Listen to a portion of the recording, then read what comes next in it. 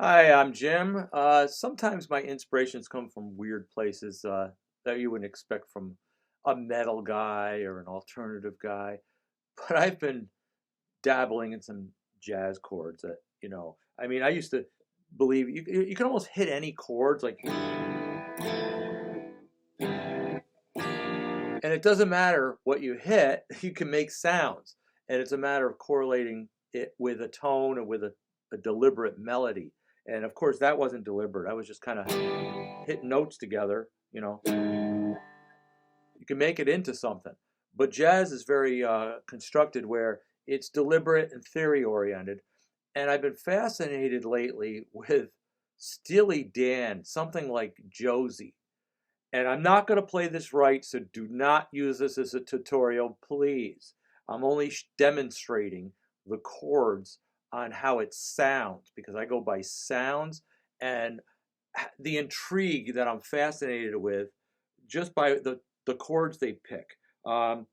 This was, I believe, this was Larry Carlton on guitar doing these picks, and might have been Dean Parks. I'm sorry, Dean Parks doing this beginning, and I'm gonna play the beginning. I'm gonna do it really slow because I'm not quick at this at all. But just this, these are bar chords. This is weird. That first note, it's a stretch, but the next ones are just fifths that we use in metal all the time.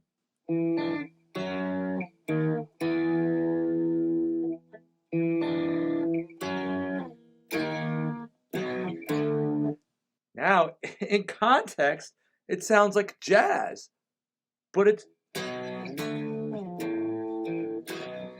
metal chords, bar chords, but and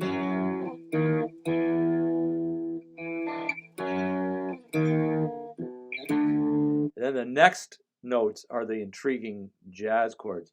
But Larry Carlton, or Dean Parks, I think it was, actually said that he played this singly because Walter Becker wanted him to pick out this individual note so there's a little flam in the recording. But I've done this also when I couldn't do certain notes that sounded coherent, do certain lines individually for clarity's sake. I suppose maybe that's what he wanted.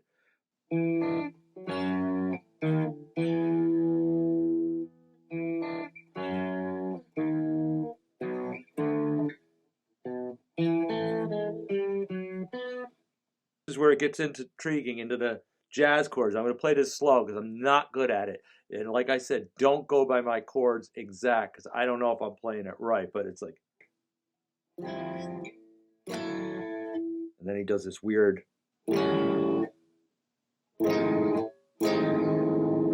Except for it's stresses those notes. So those are the weird chords that take I mean, in context, it's so strange with everything going on. So again,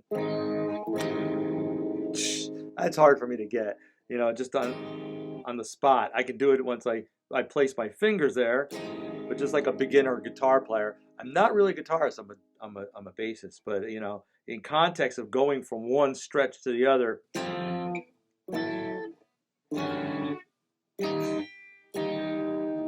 Now I cheated because I didn't play that last one. And that's how I would probably do it if I was doing it live. Just just faking it. Maybe even just and letting somebody else play the bottom part. I don't know. But anyway, in just intriguing notes, just to get that, to get this, and then to get this stretch here.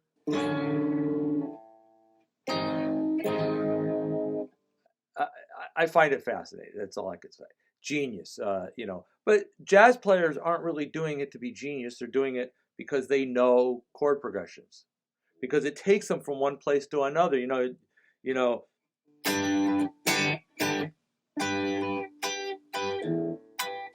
next part, then it's basically barred after that.